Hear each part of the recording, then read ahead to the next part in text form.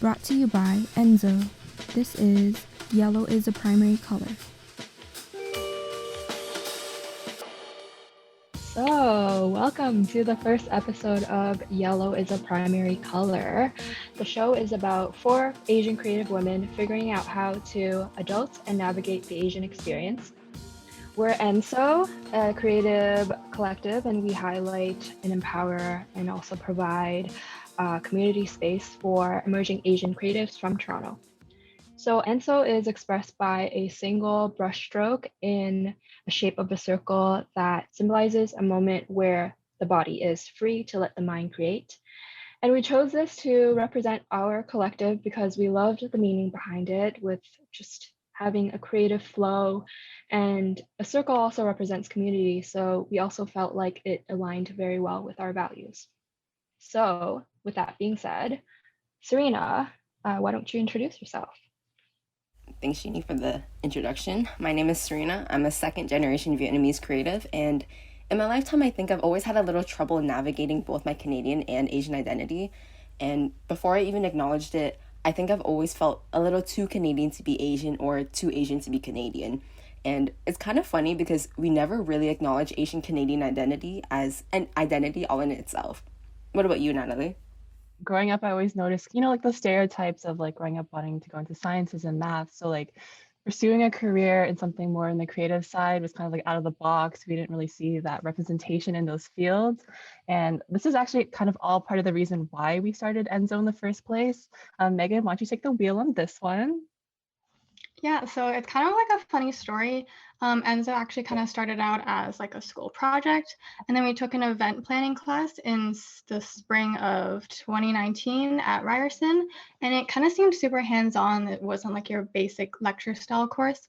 So I kind of dragged Natalie into it, and then we needed to get a group together. And so then we got Serena involved, and the 3 of us applied from there.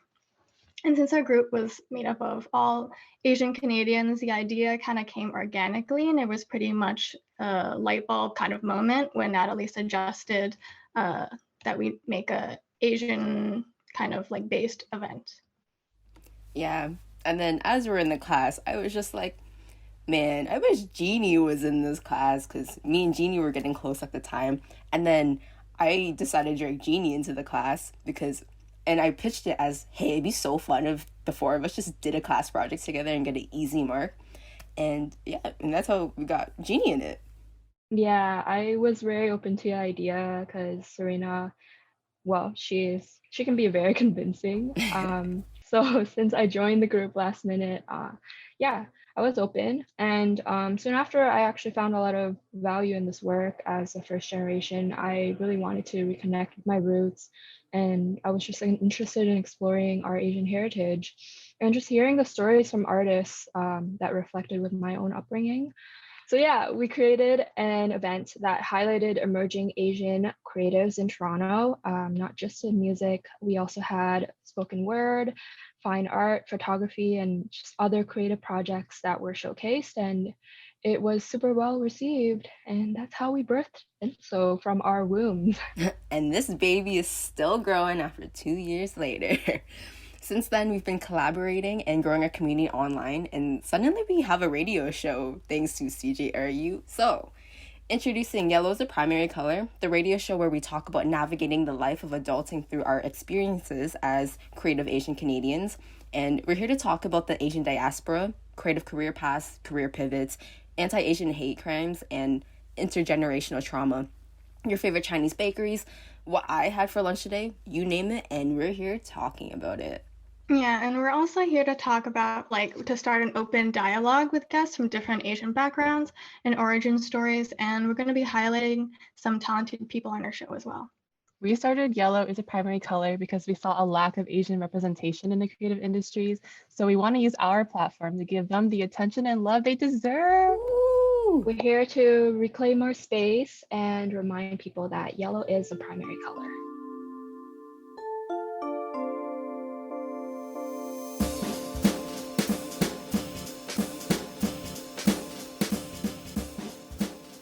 So let's put our name into the frame. What's the deal with the term yellow? Okay, guys, so facts are coming through. Ooh. So one of like the earliest traced back times of white people using the term yellow in a derogatory way was through yellow pearl. Wait, am I saying that right? The yellow I thought it was pearl? Carol. Is it peril? Or Pearl. bad? Peril. Peril. Yeah, I'm pretty Yes. sure it's Carol. I think it's peril. Peril? Peril. Okay, yeah, just Okay, so basically this was a racist color metaphor that represents East Asian people as a danger towards the Western world, basically. And it all started because of the Chinese immigrants that were coming in working at very low wages. And a lot of people from North America and other white European immigrants kind of saw that as a threat. So they decided to come up with yellow peril. They would put it in the newspapers and spread the word that Asian people were a danger, they're evil, all of these basically not very good things towards Asian people. And that has kind of come into existence today. Like it's still something that we talk about. And that's one of the first times we heard yellow peril as a derogatory term. that's crazy. And also, like, just to bring up the fact how we used to do, just even in Canada, people don't recognize the injustice Asian people have in Canada, but something like the Asian head tax, like, Asian head tax, if you don't know about it, you're gonna know now. But in order to stop immigration from Chinese laborers, they basically started, immigration happened because we had a lot of jobs to fill. And so they started asking these people from Eastern countries, aka mostly China, to come over to work to build the railways. So mainly in Vancouver, Asian head tax was implemented to stop immigration. So it was $50 per immigrant who came over, which $50 was quite a bit at the time. Eventually, Asian head tax, it reached up to maybe $500 per person, $5,000 per person. And it's crazy because no matter how much they raised it, Chinese people were still coming over because the opportunities were so vast that, like, in history, Chinese immigrants always saw Canada as the land of opportunity, which is crazy because talking about the yellow peril, we hear that how much they didn't want us here. And we're often seen as the model minority. Like, we're just really good laborers. We're really good at working. But I don't know. It's just kind of crazy to me. I don't know. What do you guys think about the model minority? I just think it's kind of funny how like they were threatened that Chinese people were willing to work for less pay, but like now in this generation, everyone's working for less pay. Yep. And here we are. Hundreds of years later, the starving artist still exists. And here we are representing our Asian brothers and sisters while we're chasing our money for ourselves. Anyway. So that's a really interesting take, but I guess I'm kind of interested on like how yellow kind of plays into the arts. Like how do artists incorporate it into their work, and how would you use it in your own work too? I'll take this because I'm mainly a visual artist. So yellow genuinely is a primary color. If you're in art class grade 9, maybe grade 7, you're learning about the color wheels, we know yellow is a primary color. Red, blue, yellow. And I think just the way we phrase yellow as a primary color, thinking of the yellow peril, it's us trying to reclaim that space, that identity of yellow and everything that yellow means. And in art, yellow being a primary color means that yellow is used to mix all of these different colors. And just, yellow's original in itself. It can't be recreated.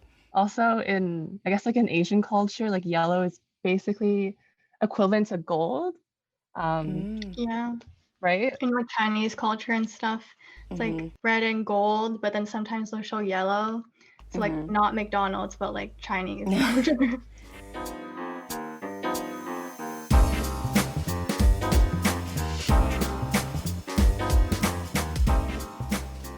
So just a fun question, looking at your childhood, when you walk into the room in Lunar New Year's, for example, debatably one of the most Asian holidays in the world, you're walking in on some crazy Lunar New Year's celebration. What does yellow mean to you? Like, what kind of feelings do you get? What are you reminded of when you think of yellow, especially combined with red? So I imagine me as a 3-year-old going to temple for the first time. And at this point, my parents are still kind of adjusting to Canadian society. So I think going to temple for me was always really exciting because for the first time, I'm not surrounded by 20 of my white classmates in kindergarten or something. It's me with my people, with my heritage, and I'm from London, Ontario, which for the most part is prominently white, and I don't have that many connections with my culture and identity. But going to temple as a child, especially during Lunar New Year's, was so exciting. And I remember very vividly walking into temple, and they had the dragon dance, and we had one yellow dragon and one red dragon. And anytime I think about the color yellow, I'm reminded of this dragon that's just dancing with maybe 3 or 4 men under this big suit, just dancing with firecrackers. And to me, when I think of yellow, I think of that excitement, I think of that adrenaline, and I think of that pride I felt seeing the dragon dance for the first time. Oh, that's so sweet. Thank you. Yeah. I kind of have like a same memory, except no temple, just dim sum restaurant, and then the dragon dancers come in and they throw lettuce at me. No temple, just vibes. Yeah, just good food and vibes. I also know in Buddhism, the color yellow is actually like one of like the main colors that represents like being free too. Like it has a very Ooh. prominent meaning in Buddhism, and same within Hinduism. Like it has the color yellow has a lot of meaning too. So it goes across all cultural and religious aspects. Damn.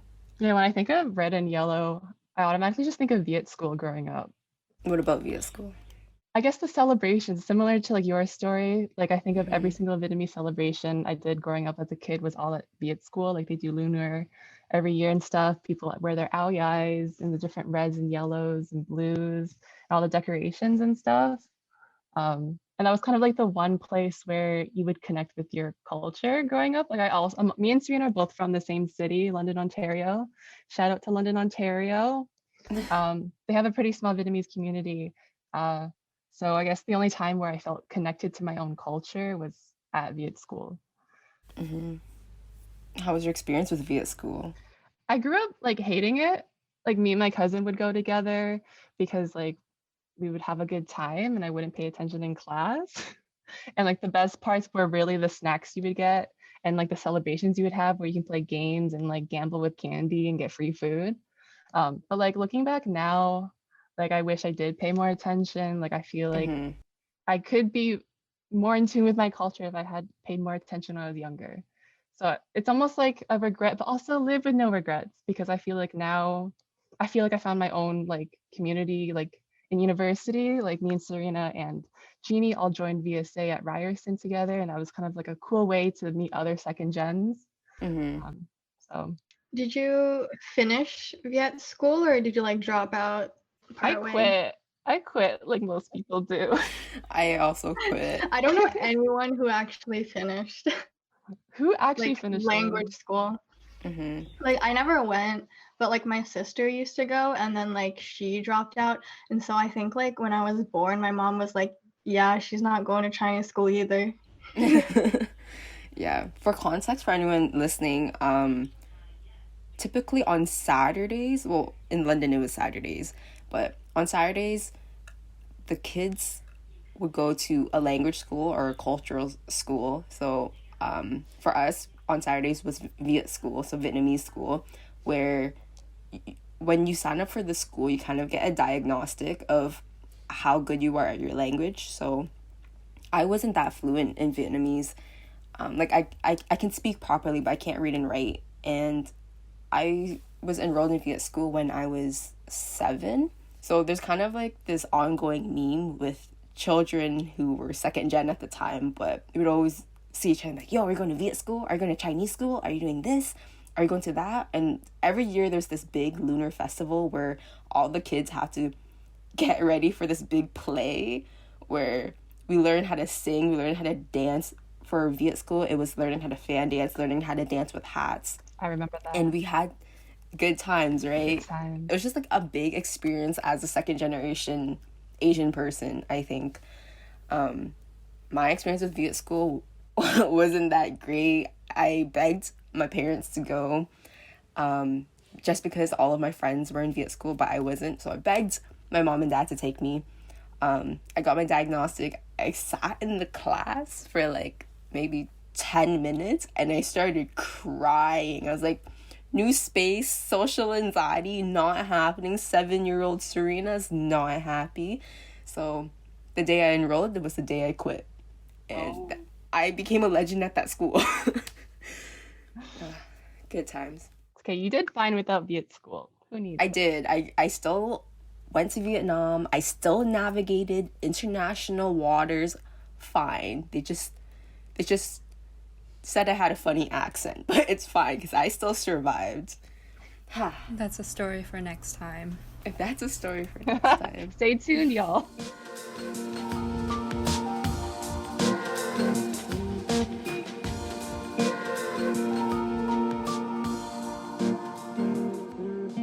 So, do you guys have any personal experiences with the term yellow being used growing up?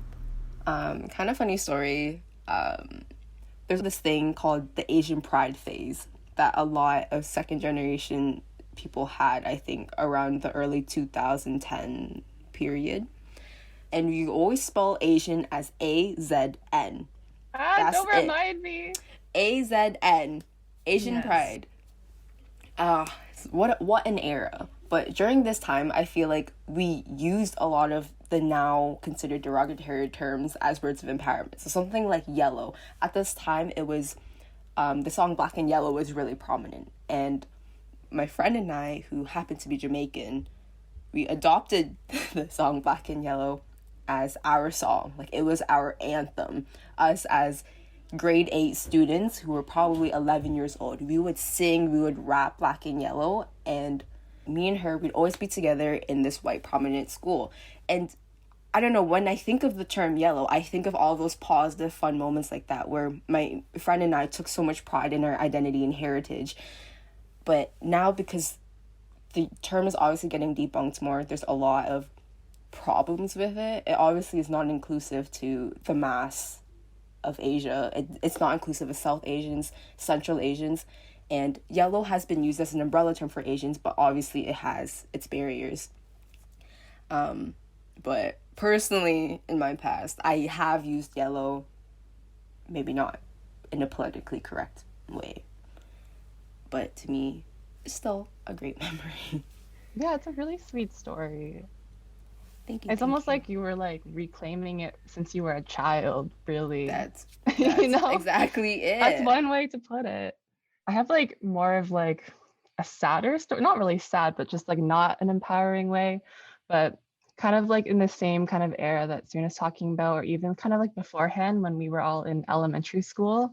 I feel like microaggression Asian humor was very popular, because Asians making fun of ourselves and thinking it's funny or laughing at it because other people had done it to us, white people making jokes and we laugh at it, we think it's funny, then we start saying it.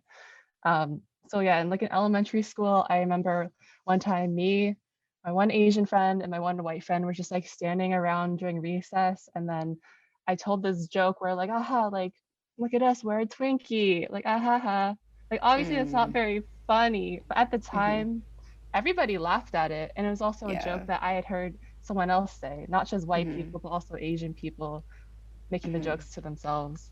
I guess if you were to unpack it, like internal racism, perhaps, ignorance, perhaps. But I feel like that's kind of like how yellow was kind of brought up in my childhood. Like it's kind of just those kind of jokes, and like, oh, like calling yourself a banana because you're white on the inside, yellow on the inside, which is obviously not true.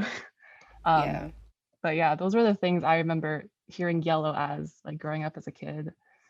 I don't really have like, in terms of like my childhood, I don't really have much experience with the term yellow. I don't even think I had never even heard it. Like I knew like white people and black people, but I didn't know there was a term for us, honestly. Like back in elementary school and stuff like that. Not until I heard of the term yellow fever, but that was honestly like in high school. And by then, like I was old enough, I think, to like recognize if someone was being racist to me.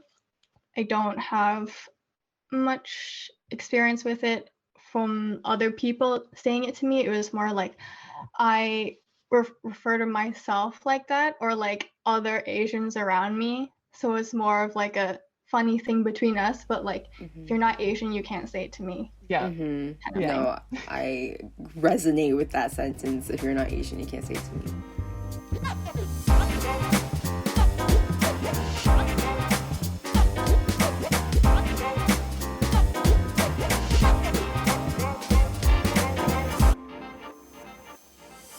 Okay, so what's up with the term yellow now? Like, are Asians reclaiming it? Like, what's really happening in today's society with this word? I feel like yellow just isn't being used as often for just like many reasons, I guess. I feel like a lot of people have kind of debunked the term or the color, the racial implications, the how it could be considered politically incorrect, but also I think it's important to look at it as generationally too. I feel like with Gen Zs, we are seen as very educated, a pretty woke group. And I feel like in Gen Z's eyes, you can't really use the word yellow anymore at all, for obvious reasons. But when I think of the older generations, if I think of my siblings or my older cousins, they are still going to use yellow in a quote unquote empowering way. They're still going to identify themselves as yellow, and they're still going to run with all of these funny stereotypes that they see is funny. And at the same time, as I want to clarify its implications, I don't know if there's a need to, if they are regarding it as a positive light way. I don't know, I guess it's kind of a sticky topic. But I do know of the way yellow has been kind of reclaimed in a positive light, like in recent years too. I don't know if you guys remember Crazy Rich Asians. Like, we can talk about Yeah. what's problematic with Crazy Rich Asians on another episode, so stay Yeah. tuned. But the director John Chu actually wrote a letter to Coldplay trying to convince them to use the song Yellow in the soundtrack.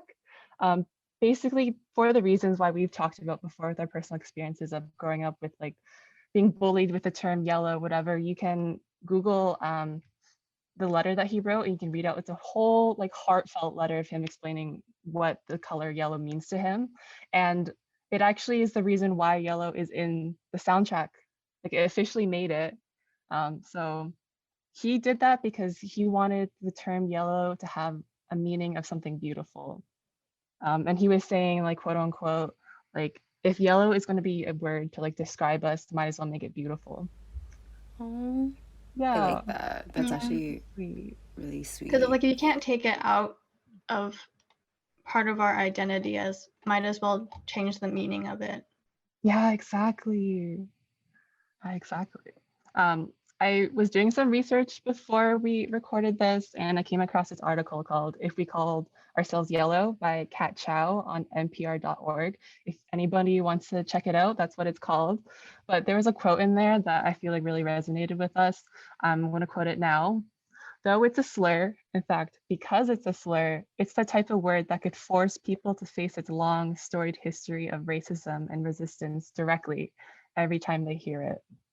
And I feel like that holds like so true because as we've been talking about, like, there's so much dark history. Like, I feel like the word carries so much weight. As much as it can be a positive term, it also has that dark history. So when we're using the word, I feel like it's like you're using it for a reason and it's intentional. I love that. Yeah. I absolutely love that. And that's exactly why we're calling ourselves Yellow as a Primary Color, to reclaim all of these nuances behind the term and to put it in context of modern society in our own social context as Asian Canadian creatives.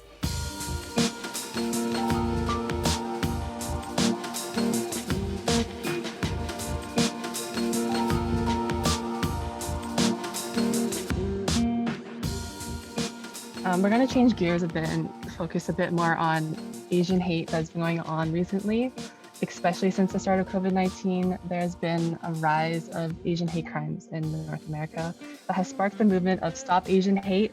We're going to talk about this on our next episode more in depth. For now, you can check out our Instagram bio at ENSŌ Showcase for a link to our spreadsheet where you can find some Asian Canadian resources to help support the cause. If you want to learn more, stay tuned into the next episode as we dive deeper into the Asian hate movement, Asian Canadian history like the yellow peril, the visual culture, and art surrounding Asian racism. Yeah, and so make sure to follow our Instagram at ENSŌ Showcase once again for updates about our new episodes and any projects or collaborations that we're going to have in the future. Thank you for listening to our very first episode of Yellow is a Primary Color. Please take care of yourself and stay safe, stay home, and keep being the primary color in your life.